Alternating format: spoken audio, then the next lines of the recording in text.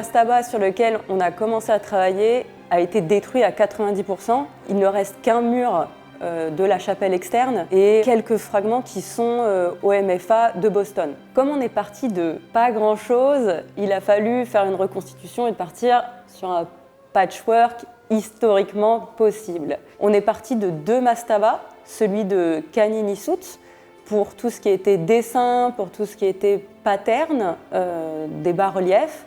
Et ensuite, on est parti de celui de Merib, qui est conservé en Allemagne, pour tout ce qui est couleur.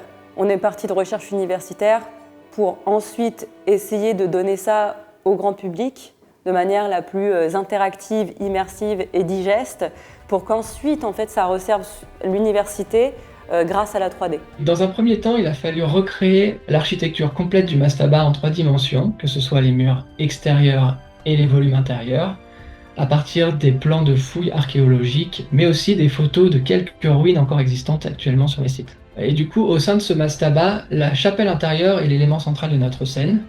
C'est une architecture très simple, mais nous savons que ces murs étaient entièrement décorés de fresques et de hiéroglyphes colorés, ce qui donnait à cette pièce une dimension assez folle du point de vue artistique. Une grosse partie du travail a été d'imaginer et de recréer les parties manquantes en se basant sur d'autres mastabas de la même époque. C'est pourquoi nous avons pris le parti de présenter ces murs en cours de réalisation, avec des dessins préparatoires posés sur une grille de proportion, dessinés à même les pierres nues, donnant l'impression que les Égyptiens sont en train de faire le chantier. Ce qui permet à la fois de montrer la fabrication des fresques et de subtilement masquer les éléments qui nous sont encore inconnus.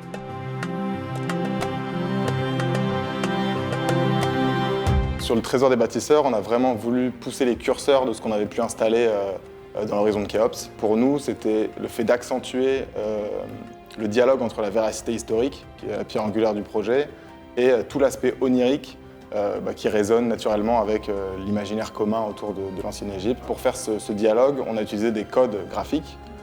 Nous, on a voulu utiliser le code du nuage, un nuage qui symbolise un peu cette magie qui vient s'immiscer dans les scènes. C'est quelque chose qui, pour nous, était important puisque ça permettait de flouter, en tout cas de nous détacher de notre réalité pour aller un peu plus loin dans l'onirisme. C'est une expérience qui va être très riche d'un point de vue pédagogique. Donc il y a plein d'informations qu'on essaie de passer à travers les différentes scènes. Et parfois, c'est important aussi de laisser des temps de respiration. Et c'est là que le visuel il prend toute son importance.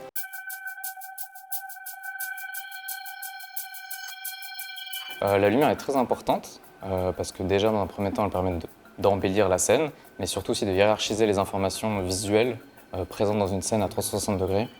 Sinon, on ne saurait pas où regarder et ça permet aux visiteurs de se concentrer là où nous, on veut qu'ils se concentrent, où il y a les informations importantes, le scénario et les actions. Le gros challenge sur cette scène-là, c'était d'éclairer avec des petites flammes.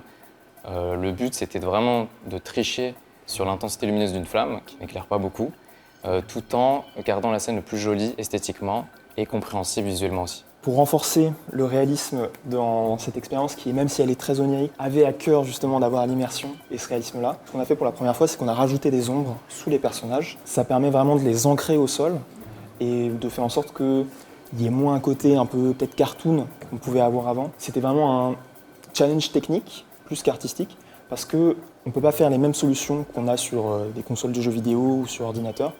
Parce qu'on n'a pas du tout le même matériel, on a des puces de téléphone mobile au final. Et en fait, on ne peut même pas utiliser les solutions de ces puces de smartphone, parce qu'en fait, nous, on doit faire 10 fois plus avec le même matériel. Là, le résultat qu'on a, on l'a trouvé entièrement par code.